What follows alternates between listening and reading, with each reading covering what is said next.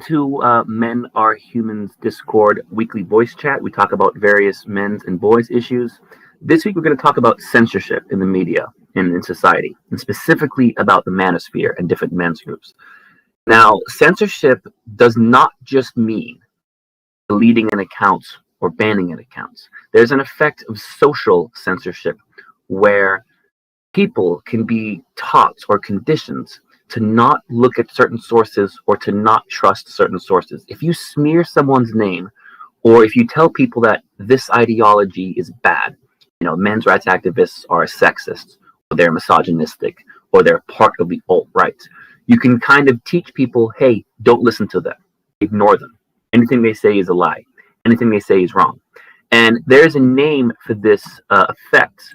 I'm going to post it right now. I'm typing it up. I'm going to post it right now in the voice discussion. It's called milieu control. And milieu control is when large numbers of the population are subconsciously manipulated and brainwashed into an isolated pattern of thought, kind of like being in a bubble, where they're taught that certain ideas and groups are automatically bad and automatically wrong. So as a result, anyone that says they're an MRA will often be ignored, or media will refuse to acknowledge them, or refuse to give them an interview, or even lie about them. And that's another form of censorship. So they can say, well, we're not blocking you from talking, we're just not letting you talk on our platform. And then they lie about you, and people hear those lies, and that's what they believe. And then, of course, there is real censorship, too, of accounts getting deleted or banned. It's much more difficult on many platforms, both on Reddit and elsewhere on the internet, to post as an MRA. And there are many communities that will either ban you right away, or as soon as you identify as an MRA, people will stop trusting you or stop taking you seriously.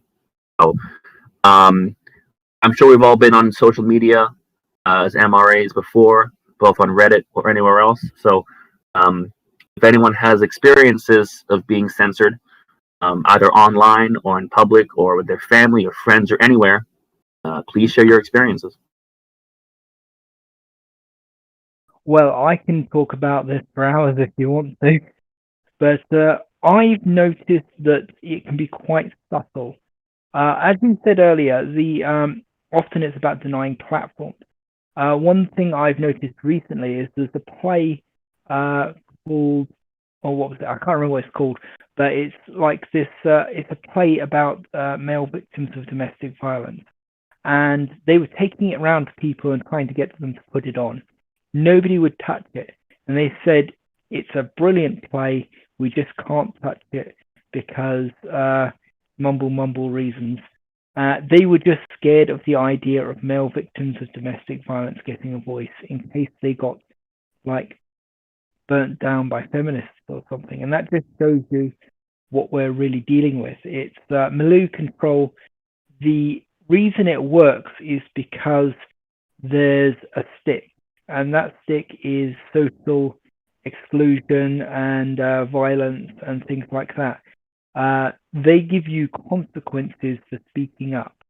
And so you are treated as if you were like just you voicing any kind of like support or even a like mild defense or like even clarifying what somebody actually said can be seen as agreeing with them and basically supporting this group, and then from there that's treated as if you are basically advocating for whatever the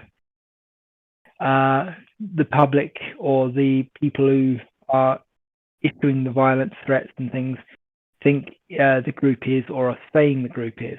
And this is a very, very old thing. We have examples of this dating back to literally the year zero. So it's a very very widespread and very, very ingrained way of doing things is to make people afraid of speaking up about literally anything. I mean, Stalin did it, Hitler did it, but also people nowadays do it, and we call these things taboos often. Like talking about men's rights is a taboo, and it's the reason a lot of us try to stay as anonymous as possible, is that we have jobs and families and things like that, and we don't really fancy these lunatics and their, to borrow a term from the anti-narcissist community, flying monkeys, attacking us and whoever we associate with, because we've seen many examples of this where MRAs or even people who have expressed slight anti-feminist feelings have opened up about this on YouTube or something, and they've received death threats. People have photoshopped their heads into porn. People have cracked down their jobs and told them that they're Nazis, and they're trying to, have all these Nazi views and things like that. And the way that people can associate like MRAs with Nazis and things like that is by group association as a deliberate sort of propaganda tool. And one thing I wanted to mention especially tonight was that the way feminists are doing this specifically is with the term the manosphere.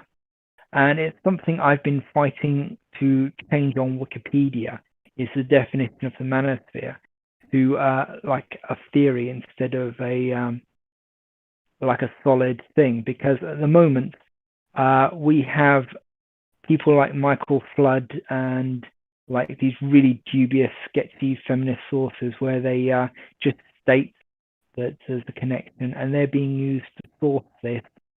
And the idea itself is basically that men's rights groups, fathers' rights groups, incels, and pickup artists are linked together as a single group.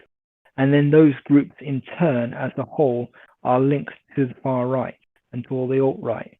And the link itself is never really explained on the article. And in fact, if you delve into their sources, it's never explained. They'll use Weasley sort of phrases like they disagree on all of their core issues, but they converge on tactics and on they say it's all issues. Yeah. They would say it all stems from the same toxic masculinity and patriarchy, and then leave it at that. Yeah, they basically do stuff like that. Did anyone see Once FA's post about the patriarchy? I think it was about how radical feminists basically believing in patriarchy makes you a radical feminist rather than a mainstream feminist. And I think it was really enlightening. I'm going to actually link to that. I think it ties into the discussion here.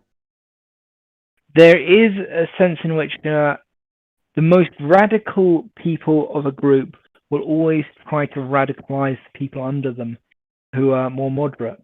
And they will try to exclude those people for having moderate views. And they will use Malou control on them to attack them and say they're not real feminists and things like that. And this is how you end up with so many feminists just blankly accepting things like patriarchy theory as it's something you have to tick off in order to call yourself a feminist, basically. It's you have to have these things to belong to this group. And if you disagree with those things within the group, you are screwed, because they'll come down on you like winged harpies, and they will chuck you out of the group at bare minimum, or they'll corner you and they'll bully you and shout at you until you kowtow and accept what they're saying, which is a big part of Malou control. And people don't realize just how many ideologies you have in places like universities, especially where minds meet, where there'll be basically intellectual tribal wars where different groups will protest different other groups and try to invade them, try to like break them up and like or subvert them and things like that. They'll like to try to destroy their stuff. They'll burst in on them and scream and shout and blast claxons and things like that. It's it's kind of it's all to do with Malu control, as Blue says. But the manosphere especially is a very, very dangerous tool that they have managed to construct without anyone questioning them whatsoever. I have tried and I have failed to find anyone questioning or criticizing the concept of the manosphere. And it's something that I think probably originated in the 2000s when blogs were just starting to really become a thing. And like people were talking about how there were like male blogs, like a blogosphere, a male blogosphere, like and they called manosphere or something. But it is possible that it was just constructed as a feminist term to arrange all of these groups together. Yeah, there definitely is a problem that all these different ideas and things that men have are just grouped into this all-encompassing idea, whereas what different groups represent aren't the same thing. It's trying to represent men as some kind of group that all share the same ideals and all share the same feelings, and we don't. We all have different ideas, we all have different feelings and thoughts, and it just groups us into this category that's it's so easy to attack because you can point to any man who does anything wrong and just say that represents all men. That's exactly what they do. They take people like Elliot Rodgers and they will say this guy represents all incels. And then because they're part of the manosphere, which is like just this artificial category they've created, Elliot Rodgers represents all of the groups in the manosphere. So Elliot Rodgers represents fathers' rights groups who just want to see their kids and who dress up in silly costumes and try to bring awareness and are very, very harmless and just wave banners and things like that. And yeah, it's really that insidious. It's yeah. I had another thought there, but I've lost it. Sorry. That's okay. I think we actively police ourselves from distinguishing between feminists and women. And none of us hate women, but feminists wouldn't say that. But I think that's the main difference between men's rights and feminism. Feminism will depict men as a oppressor class that wants to harm women in some way or oppress them or keep them controlled, whereas men's rights will differentiate between feminism and women's rights. We all want women's rights, we want men's rights as well, and we take that into account. Yeah, feminists just don't do that. Yeah, they don't. In fact, they're just trying to do the opposite. But I think we should actually, like, I've been encouraging people to distinguish between extremist feminists and the people who are on the feminist side but are actually very pro men's rights and are really just on the feminist side because they think they're supposed to. I've run into several feminists like that. It's not just one or two. There's quite a few of them. And they are quite, like, you can often get even quite extreme ones to agree that men's issues are important. They're just very, like, closed in on this ideology, and so they often think that, like they'll toe the party line and say, yeah, but those are men's faults, and men need to deal with them. They won't say they're not a problem, but when I was younger, I used to be a feminist. I used to want to be a feminist anyway. I thought it was the movement for equality and for making things better for everyone. But I don't know. I mean, in say you know what, back when I was in high school, I was bullied, and it was always men who were being mean to me. You know, it was the boys who were mean to me. It was the girls who comforted me. And I used to say, you know, God, I wish I was a woman. I'd be less victimized. You know, um, but you know, as I grew older, you'd see the curtain kind of falls. It was actually women who were making me that victimized. And I'm not saying this casually. I'm saying this because I actually overheard them talking to them and saying, you know, you should get him, you should hurt him or whatever. And it made the guys feel good. It made the girls feel kind of powerful to say that kind of thing and get them to do it. It's this kind of social dynamic which is so harmful to people. It's really weird. Yeah, and then the girls, they get passed over for the punishments, and they don't get even noticed by the teachers. It's like I've noticed quite a lot that women and girls do like to be the ringleaders when it comes to the violent acts. The men will be the ones right at the front, like doing the beating, but the women will be at the back shouting encouragement. And like it's you know, that's quite a common thing. I encourage people to talk to bouncers and like police on YouTube. I'm sorry, not on YouTube, on Twitter if they can, about these like proxy violence and how basically like the women will, you know, not all women, but like you know, the nasty ones will basically try to provoke men into beating up other men they don't like, or even just beating up random men for their entertainment and starting fights and things like that. Yeah, You know, I think it definitely all starts in schools. I mean that's where we're taught how to act, how to be.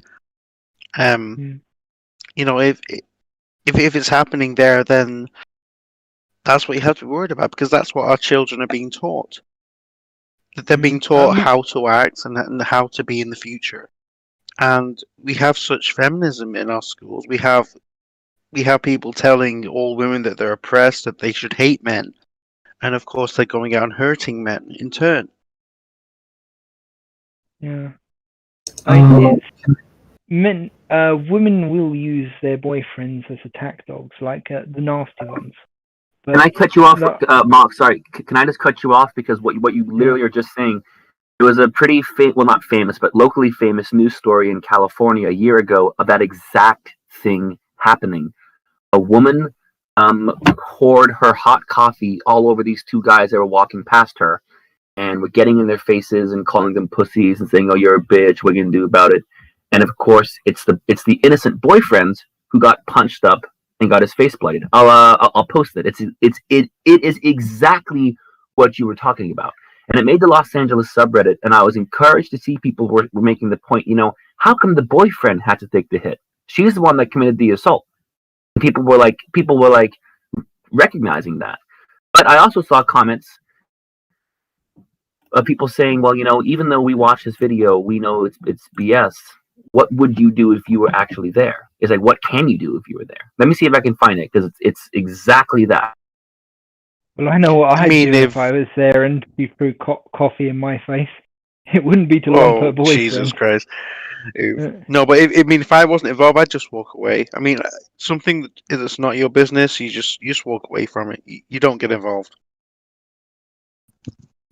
Well, the thing was that she was actually. I know exactly what he's talking about. I actually did a like a slow-mo version for his YouTube channel. I don't know if he used it or not, but like like your voice in slow-mo. Would. No, not quite.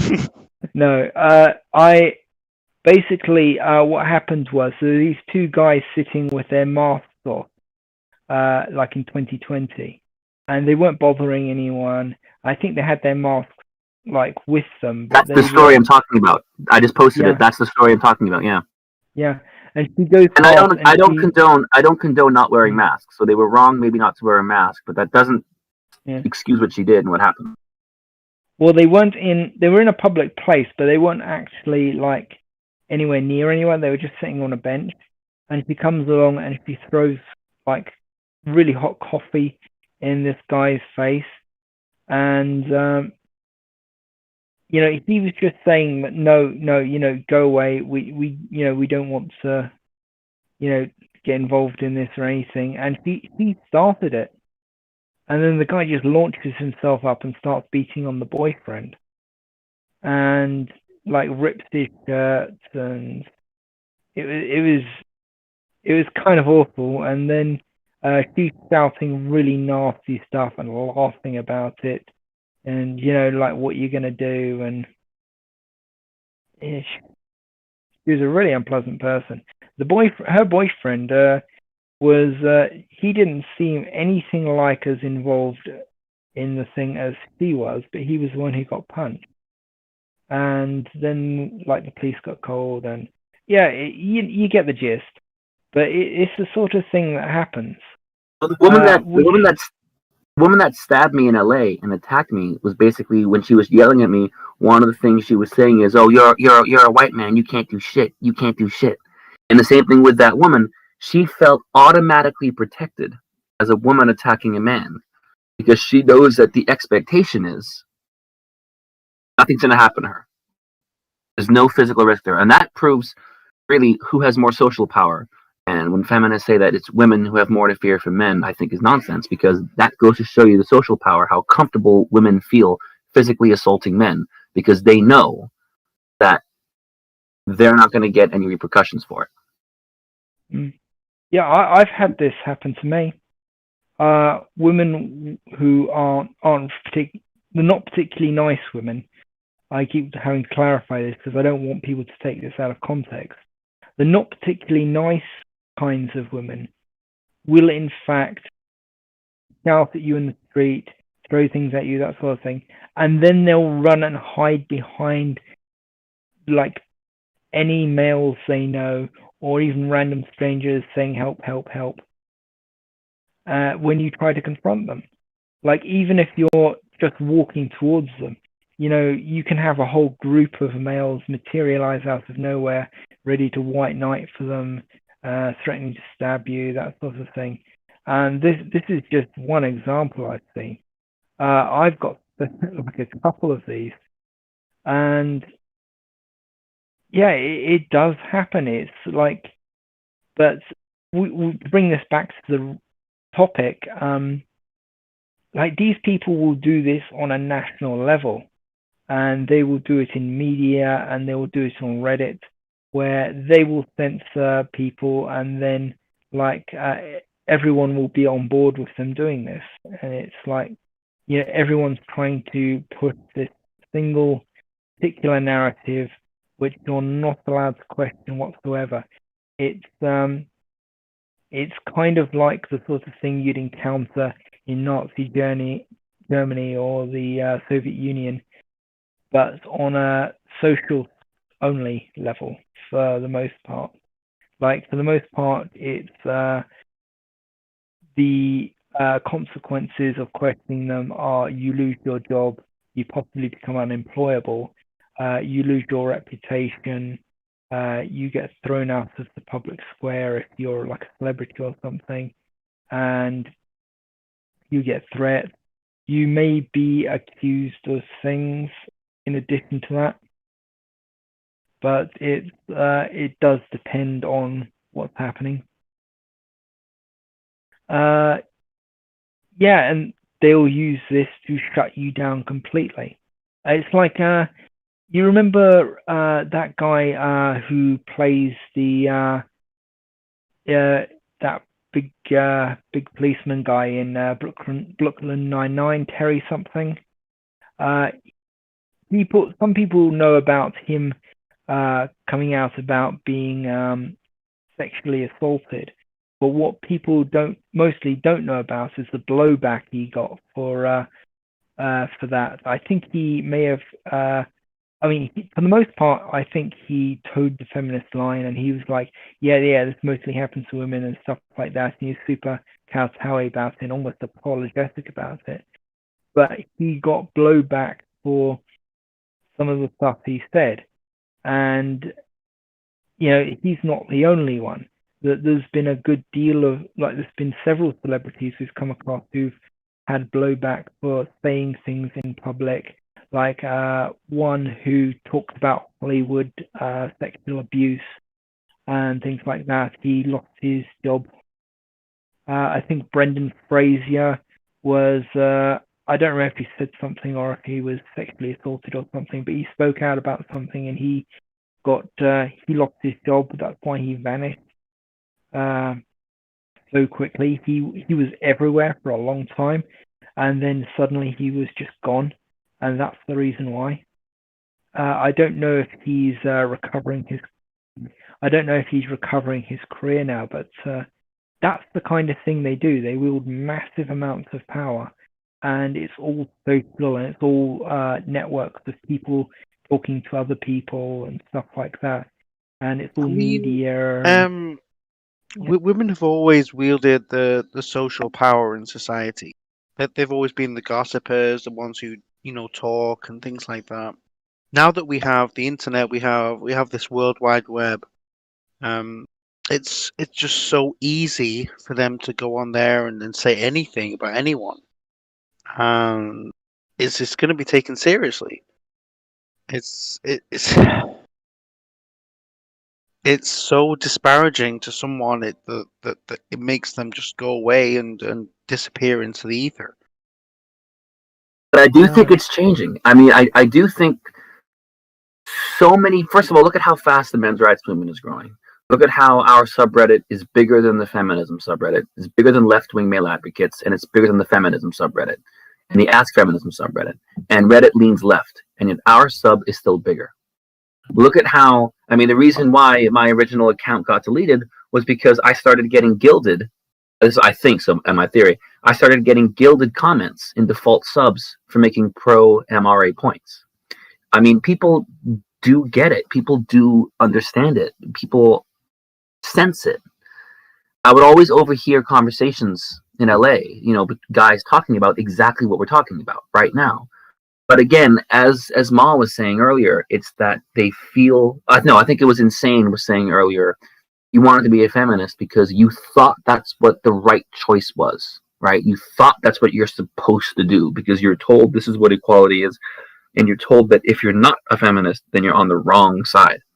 And so people have doubts in their minds, but they kind of make some rationalization. Oh well, whatever, and then just keep marching on. But I always think the reason why Trump won was because a lot of people, whether consciously or subconsciously, they could begin to sense that something weird was happening on the left. Not because they liked Trump per se, but a lot of Trump I think a lot of Trump supporters would rationalize what he did. May I interrupt you? Sure. I really don't like bringing politics into this. I really don't agree. The thing is, I agree, but we've reached a point, I think, in society where it's become inevitable. You can't. It's too intertwined now, and it comes to a point where it's impossible to ignore how feminism and men's issues have become politicized. I agree. I don't like it either, but I don't think we can avoid it. I think at some point we are going to have to. For example, in the UK, looking at when the domestic abuse bill was being debated, and the feminists tried to make it gendered. The reason why it wasn't the savior was Philip Davis. Right? I mean, you can't talk about what happened without bringing up what happened in Parliament. I just think No, please go ahead. I was just going to say, I find the Reddit situation very interesting because a lot of the time they're very, very bad at censoring men's rights views on the main subs. Because what will happen is, this is pretty much the classic example. You'll go on r/memes, and there will be a post with a pro men's rights or anti-feminist view, and it will be just like the most agreeable thing ever, and people will be upvoting it onto the front page. You'll have like 3K votes, 4K votes, 5K votes or up from there, and then only after it gets to like 5K votes, the mobs find it and they censor it. And they're really, really bad at it on there, which I think is quite amusing. But they'll rush in and they'll censor it right at the last moment when the damage is already well and truly done. And then by censoring it, people can then see what's happening. They'll notice it at first and they'll go, "Oh, why is that censored?" But then they'll notice it specifically those particular memes that are being censored, even when like they they don't have an official policy about censoring memes that are anti-feminist or anything like that. And it'll just be something like M-Painter, I think your mic's on. It'll just be something like it can even just be something pro-male, something about boys need help too, or something like that. They'll censor it, but that doesn't stop people who have it's been, people seeing it on subs where it's being cross-posted. It doesn't stop, like they censor it way too late and things like that. On the R Feminism subreddit, the censorship is much, much tighter. I think that's partly why they are suffering so much with the views and the subs. It's because they're basically banning even legitimate feminists and deleting their comments because they are not doing the party line. Although sometimes I do think that the censorship on here is slightly random because they'll post something about that just looks completely banal, but you'll only see it because you're looking at the archived version of the page. It's quite funny, really. But I think that if r/m's rights, men's rights, wasn't muted by Reddit with like we're not allowed to be on the front page and things like that, I think that we would regularly be on the front page, and we would probably have like 2 or 3 times as many members, if not more. We'd probably be in the millions if they hadn't taken us off the front page, because a lot of like almost everything we post is extremely relatable. I think that's why they took me out. I think Blue Orange 22 is getting to, I go to Ask Reddit and they'd say, "What's a social issue?" Or what's one? I remember one of them. This was like 3 days before I got banned. It got to like 6,000 upvotes. I got like 2 golds, 5 silvers, whatever there was, and it was like, I can be critical of feminism and still be someone who supports equality because I criticize specific actions and specific laws that feminist groups support. And then I, linked a bunch of examples, and there was a whole bunch of people saying, "Oh my God, wow, I never knew that," kind of thing. So if we get to go to the front page, and if we started getting popular, maybe we wouldn't be so safe anymore. Maybe I think we do a very good job. But whenever I see a story about some incel shooter or some like alt-right terrorist or something like that, or some genuinely misogynistic political figure, or the Proud Boys or any of that kind of stuff, I always scroll down the comment thread dreading someone bringing up MRAs or men's rights. But I almost never see us being brought up. We do a very, very good job of kind of, especially considering everything we're talking about here, we kind of do a very, very good job of staying invisible and kind of staying out of the spotlight, which is in a way good because it means that we avoid the problems we're talking about now, but is at the same time bad because it makes it very hard to grow and reach out to people. By the way, M-Painter wants us to have a look at something he just posted in voice discussion. It's a petition to Parliament to require equal funding for oh no, the opposite. Oh no. Okay, this is not a good thing. He's telling us to look at this link. Someone has seemingly posted a petition in Parliament to recognize the gendered nature of domestic violence. So basically, they want to require that the vast majority of funding for domestic violence only goes to women. M-Painter just posted that in voice discussion. Yeah, this is the sort of thing they do. It's one of the reasons I really, really think that petitions should basically come with a downvote button. Like, you should be able to count your signature for or against on a petition. Like, only being able to count for doesn't give you an actual picture of what is popular, because you could get like 100,000 signatures on a really unpopular issue, and there'll be a million people who wish they could sign against that and say no, no, I don't agree, and basically cancel out somebody else's signature, basically, like voting, But it's I guess it's an idea for a website. It sounds an awful lot like Reddit though, but yeah, it's I do think that it would be a double-edged sword being on the front page a lot, but at the same time, it would shift this idea off of us that we're alt right or far right, because it's very, very difficult to claim things about a group that are known not to be true. So it's like, I don't think they would have as an easy time of smearing us if we could get onto the front page. I really don't. There'd be way more people who could just say, no, no, that's a stupid thing to say. And we do have to continue to be very, very careful and vet ourselves to make sure that we don't allow people who are genuinely sexist into the movement. We do have to exclude those sorts of people from our spaces. And while of course, we would get false flag trolls too. We would get anti-MRAs coming in, and something that I noticed. You remember the Against Men's Rights subreddit? Mm-hmm. Well, I studied them for a bit of time, and I think I learned the tactic that they do. They wait for a post to be a month old, so it's well off the front page, and it's kind of forgotten about, and no one's clicking it anymore or checking it anymore. And then a month later, they go on and they leave a very negative, sexist comment.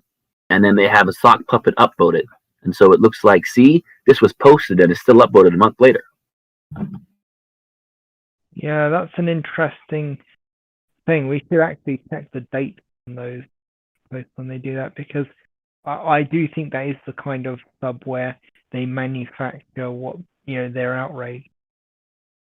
Because, I mean, I've seen, on MRA memes, if we see something sexist, it gets nuked right away and the person gets banned. There's just no, you're not allowed to do it. We've had people on there, like we had a stalker on there a while ago who was targeting this feminist, and we banned the guy like 3 times, maybe 4, and the guy just kept coming back, and we had quite a nice rapport with the feminist, who turned out to be one of those very pro men's rights feminists, and she was very nice. But there's this guy, being like an absolute pig to her, and it made me empathize with the kind of feminist who thinks that every man online is out to get every woman. Well, that's not the case, but there are people like that who will follow somebody around and just, like, on random men's subs, post their pictures of their Instagram with nasty, scathing commentary. And it is up to men's groups to make sure that doesn't happen, because we do, not just because we have an image, but because it's not, is not the done thing on our subs. But we do also have to make sure that we are very clear that this sort of thing isn't allowed, and we have to be extra hard on it, because people will use it against us and people will point to it. We've seen it in the past with like feminist subs who will screenshot stuff which was on men's rights or something like that for like 10 seconds before it was deleted. And they'll be like, yeah, this is what they're all like. But no, it's not what we're all like, and we've got rules against you posting stuff like that. So get lost to that. But you go onto their sub and you try and tell them that, and they'll delete your comment, because it's not allowed to criticize feminism is not allowed to disrupt their narrative. And something you'll notice a lot if you go and look at feminist groups and what they post on their private pages and things is that they use the word narrative a lot, especially in the phrase controlling the narrative. So go on in.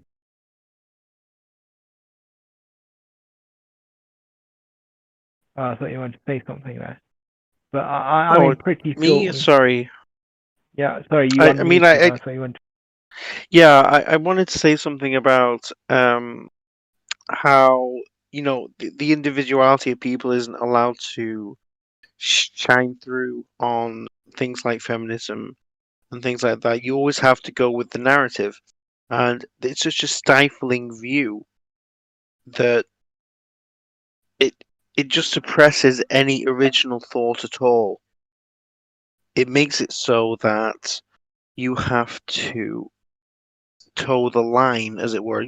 Same way you would in a political party. Say, you have the whip and stuff like that. You have to toe the party line. Um, it's, it's I'm struggling to express myself here. Um, because of that stifling of free speech, as it were,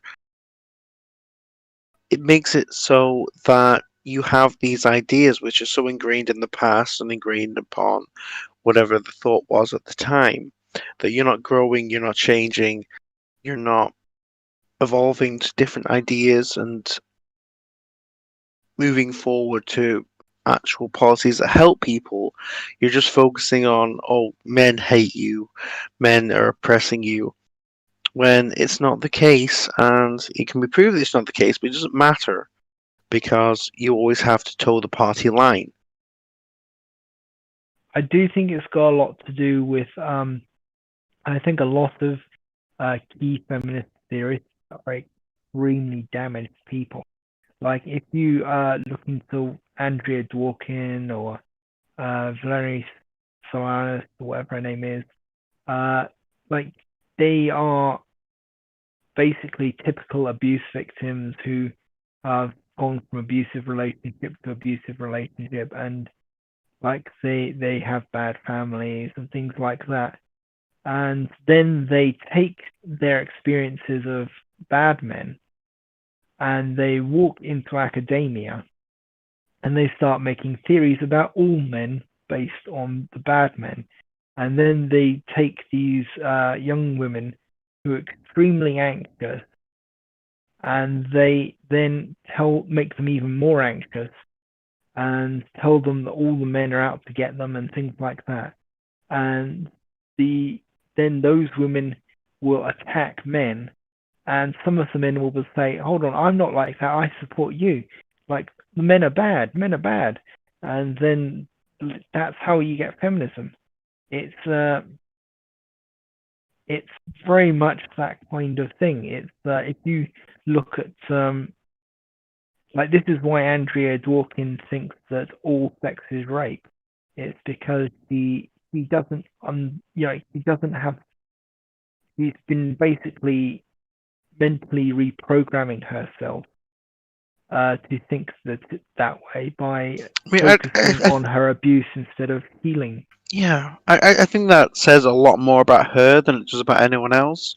If she views any time she wants to have sex and she has sex and then she views it as rape, it speaks to a really deep-seated insecurity and psychological issue. Yeah, these are very, very, very damaged people. I mean, you don't go and side like Sally Miller Gerhardt has, that 90% of men need to stop existing in order for us to have world peace. That's not the thought of a sane person. That's the thought of somebody who has mentally twisted themselves up in a Gordian knot so tight that they just can't untangle themselves. And the problem here is that when men do this, typically they end up in some sleazy corner of the internet, spouting tinfoil hat conspiracy theories. They end up being like like like the like reading the Elders of Zion or something, and coming up with these weird theories and like stuff like that. But when these people do it, for some reason, they manage to legitimize it into theories in academia, and they write books on it that people read and agree with because because we have this instinct to protect women, and so we kind of, I don't know what it is. Maybe it's just like the level of passion in it overrides people from thinking about it too critically, and then they attack people who do think about it critically, and you get into the Malou control situation. And we've just slowly gone from them being like on the outreach, the outskirts of society, to them controlling society without anyone really noticing.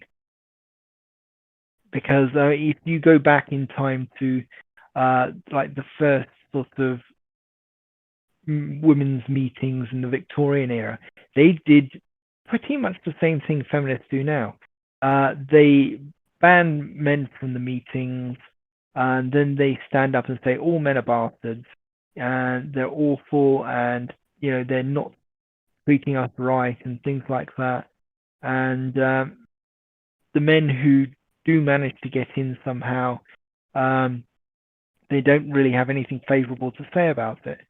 But it's it's like it's the same sort of thing, or they'll charge men twice the price to get in, that sort of thing, or they'll stack it so that mostly women are in there and only a tiny number of men are allowed in.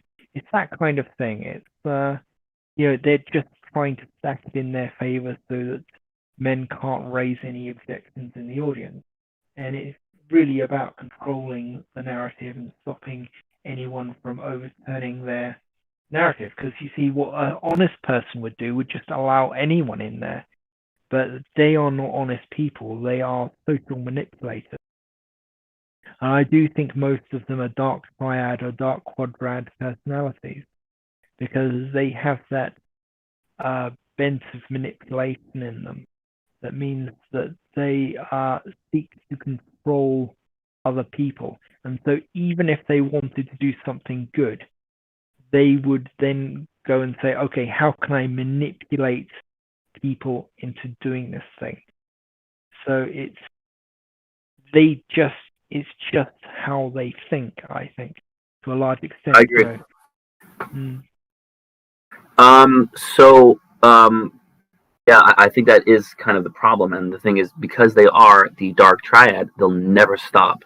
They'll never be reasoned with. They'll never understand, because they already understand what they're doing is wrong. It's not that they're wrong, it's that they're lying. They're being disingenuous. Anyone else? So we're talking about censorship. Back to that. Anyone who hasn't talked yet, or who has an experience where they were censored or shamed or silenced in some way for talking about men's issues. If anyone has an experience they want to share, please share it.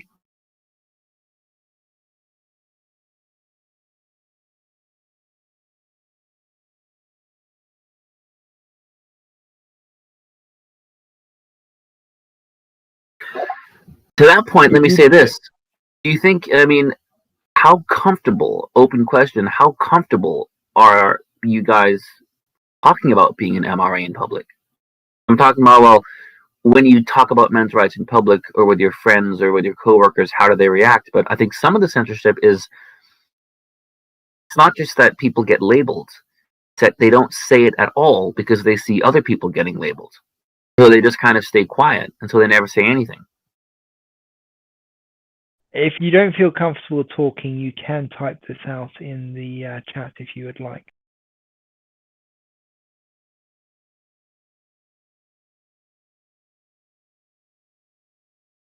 Okay, I don't think there's any volunteers for that, but I'm pretty sure. I'm willing to talk about it. On? Please do. I'm willing to talk about it. you're public about being an MRA with people. Well, no, just because like you said, being labeled, and I just don't want to have that on me because in my area, it's pretty You're not willing to talk about it. well, like I would talk to people about it. I was just going to talk about my experience with that kind of thing here. Please do. So it's pretty from my experience, there's a lot of my area is mainly feminist, so it's pretty hard to talk about these things because like these kinds of things get kind of shut down because they aren't viewed as correct, and you're quick to be labeled like misogynistic just for having a different opinion. So that's Do you have a good example of that happening? I mean, yeah.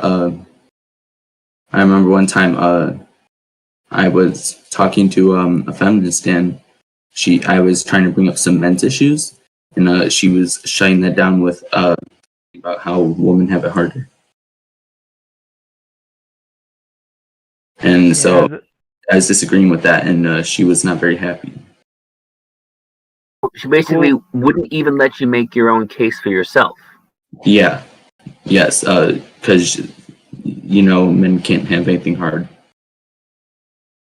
Yeah, when they do that, a good tactic is to tell them it's not a competition, because that makes them look really bad. It makes them look like they're trying to hog all the sympathy. Thank you. No problem. Yeah, it's something I do on Twitter a lot. If they start saying, well, men don't have it as bad as women. Women have it really, really badly. It's like I go, it's not a competition. It just shuts them down immediately in a lot of cases.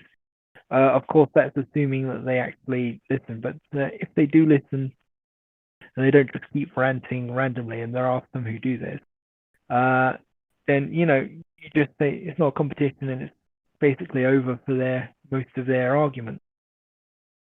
Blue, have you got any examples of being? I'm sure you've got lots of examples of being shut down, or actually Unknown. Have you got any more examples? Since you haven't spoken that much yet. That's all I have currently, but I'm probably gonna try to be more open about it, and then we'll see where that gets me. I was gonna ask, so the reason why you don't have many experiences of that is because you haven't been open about it very much. Yeah, that's correct. Right. And that is a form of social censorship. Yeah, the most effective form of censorship is when the censor is in your own head. And very good line. That's very true. Yeah. Very true. That was the ultimate aim of the party in the book 1984, was to ensure that people didn't even have the language to rebel. Like, they couldn't articulate the idea of rebellion. The problem with 1984 is that it worked. I mean, yeah. In 1984, it worked. I mean, at the end of the book, he totally accepted. He was praising the party because he just didn't want to feel that bad ever again. Yeah. This is working, how they do it. It's working. It's working right now. I mean, it's happening right now. It's no longer just a work of fiction. It's happening now. Even the whole part about what country we've always been at war with. We've always been at war with Eurasia. The way that Democrats and Republicans have flip-flopped on either supporting withdrawal from Afghanistan or supporting continuing the war in Afghanistan based on who the president is. It's crazy. It's like they flip-flop between Bush and Obama and Trump, between supporting the war, opposing the war, supporting the war. But it's insane. It's like people have these ideas. It's almost like politics has become more like sports teams now. It's not about your beliefs; it's about your team. So if a player gets traded to a new team, all of a sudden, that's your enemy now. As your opposing player now. doesn't matter what the idea is. It doesn't matter what this position is. It's about who's saying it. Oh, if they're on my team, oh, then I agree. If they're on the other team, no, that's a bad idea. This is kind of why I hate. This is kind of why I hate there only being two political parties, because it naturally polarizes everyone. Sid, did you want to say something? No, I'm just listening right now. I'll be asking questions in the end. Okay, fair enough. There You seems don't to be really another have voice on your line. We don't really have like a scheduled end. These things just kind of end when they do. So that there's not really like a Q&A period. So it's really free format. So there's no formal end to these kinds of chats. So if you have something to ask, you should ask now. No, well, okay. Thank you for that. I was just first of all, I'm a MGTOW, sort of. I heard you guys' discussion, and well, I must say you guys are rather polite in this rhetoric. We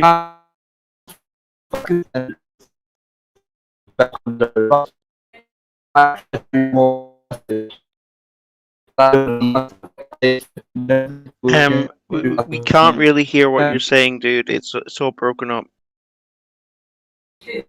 Yes, sorry, you're being a bit robust.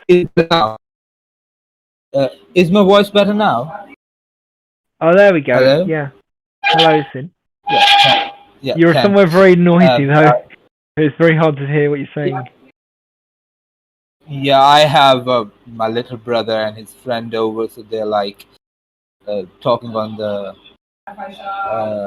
other side. I think I'll type my question. That would be better. And as That's you all right. guys continue, I'll try to be mute until the network is better. All right, thank you. Sorry we couldn't understand you. It was, but if you do type your question out, we'll promise we'll try and answer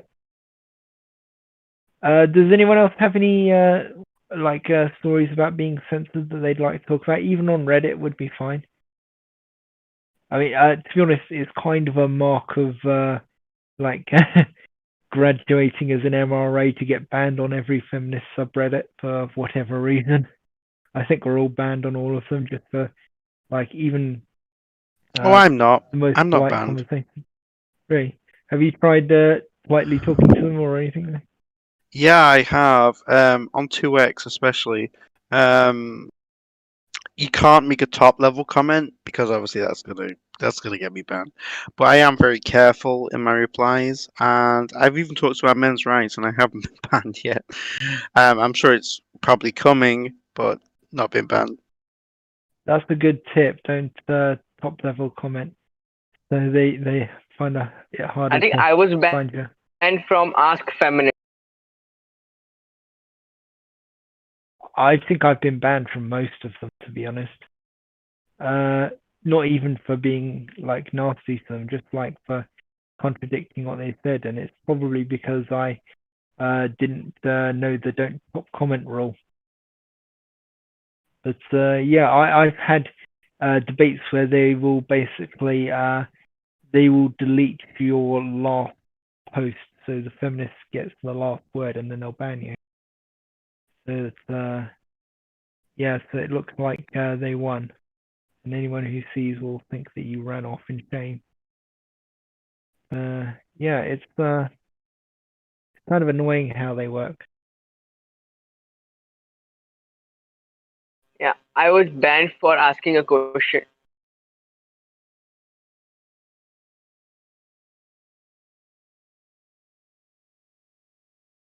And have you guys read the message I typed in the chat?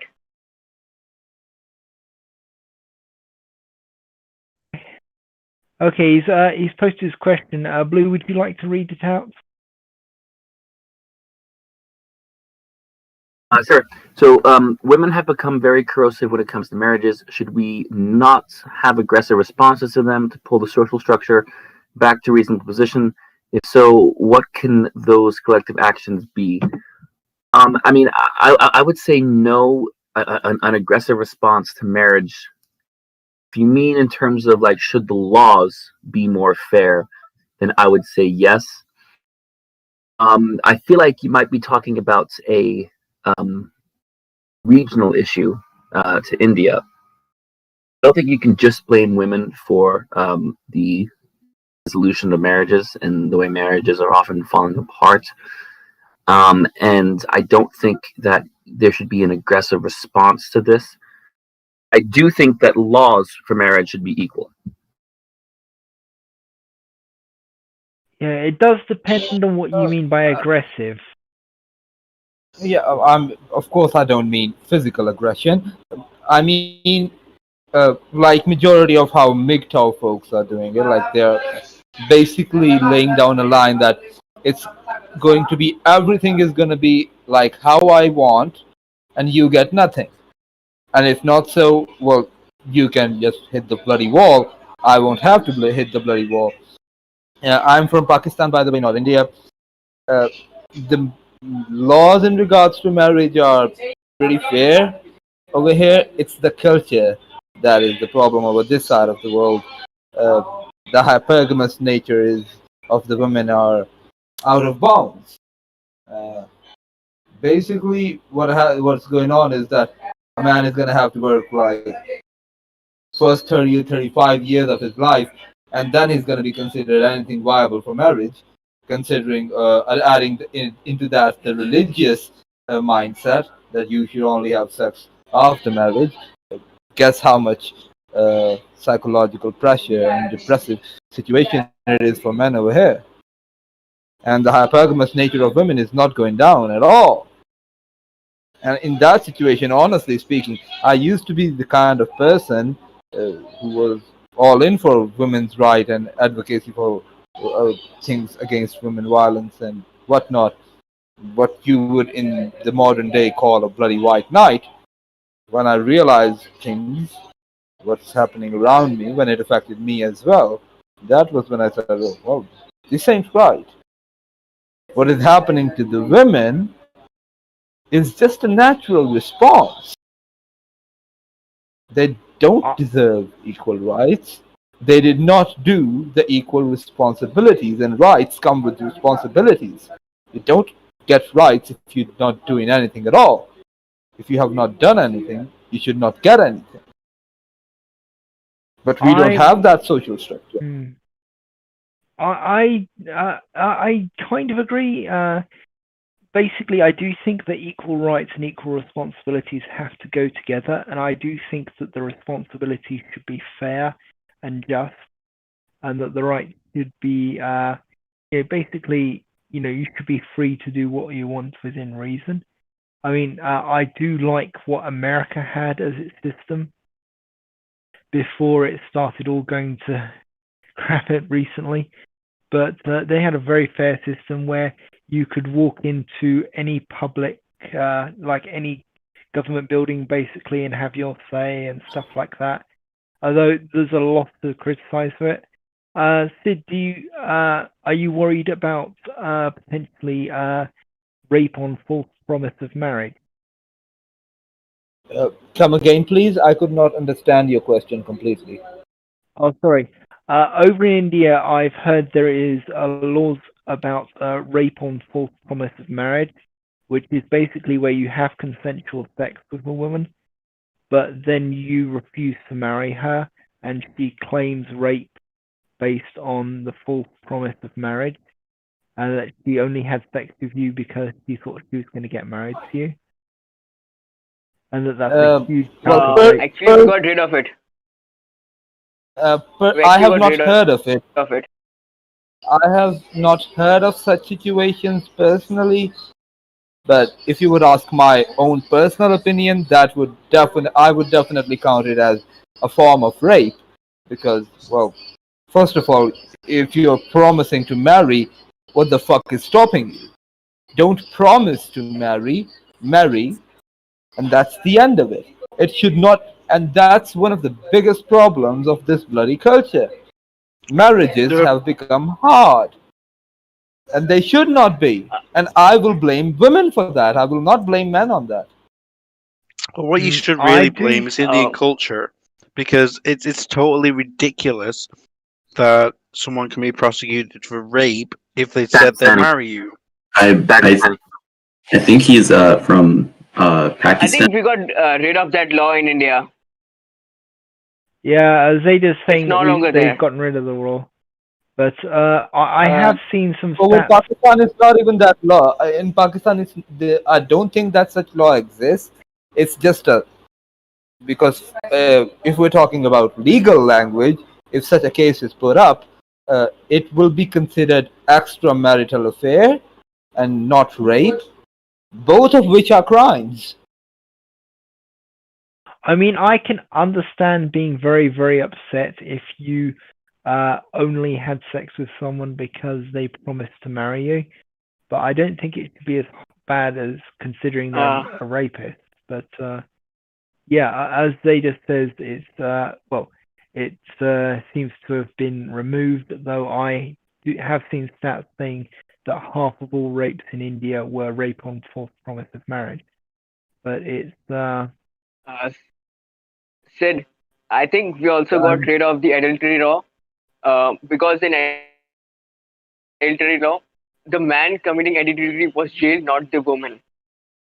Even if the woman was married and man was single, the man was jailed in adultery law. We got rid of it a few years back, not too long. And is that for having an the affair? law of considering, a man would be Yeah. jailed if he slept with a married woman. Guys, a single man would be jailed if he slept with a married woman. And But what we got rid will of it. happen with the woman? No, the thing is, in that scenario, both of them should have to be punished. And if they're not both punished, it's unfair. Actually, you know what? If a married single man, not married one. One at a time, please.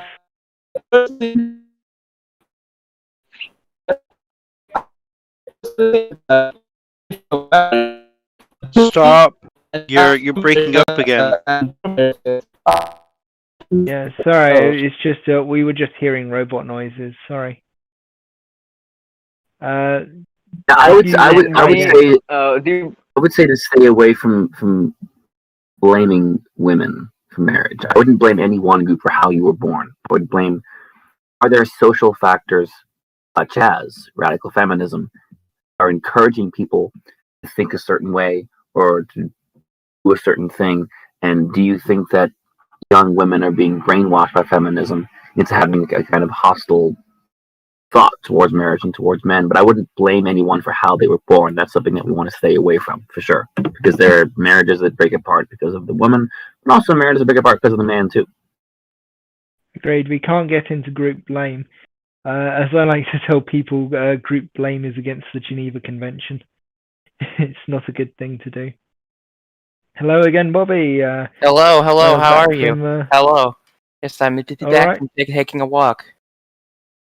Yeah, you dropped in and out a few times. Yeah, I'm sorry about that. Yeah. It's alright. How are things going? We were talking about feminist censorship, and I was wondering if you had any examples of feminists censoring you, because I thought you might be the kind of person you had. Well, yeah, pretty much every time I'm on Reddit, like I gotta make a brand new Reddit account tonight because everyone got like banned. So I usually stalk around on 2X chromosomes, and I purposefully call out hypocrisy. And then they automatically shut me down, like mass it down, vote me, and hide my comments. Yeah, that does sound like them, to be honest. Yeah. Like 2X chromosomes is its brand new hive of freaking misandry. They've all like headed there like a bunch of like rats fleeing a sinking ship, like that and TikTok, because like pretty much like freaking Twitter's kicking out a lot of feminists, and so is like Instagram. They're slowly losing all their holds.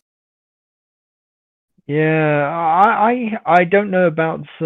I haven't heard about that, but Yeah. I do know that a lot of feminists are diving onto TikTok. Yeah, and it's weird and it's super cringy because even people there don't want anything. I always go on the feminist TikToks and I say tits or TTFO, and everybody's posting that.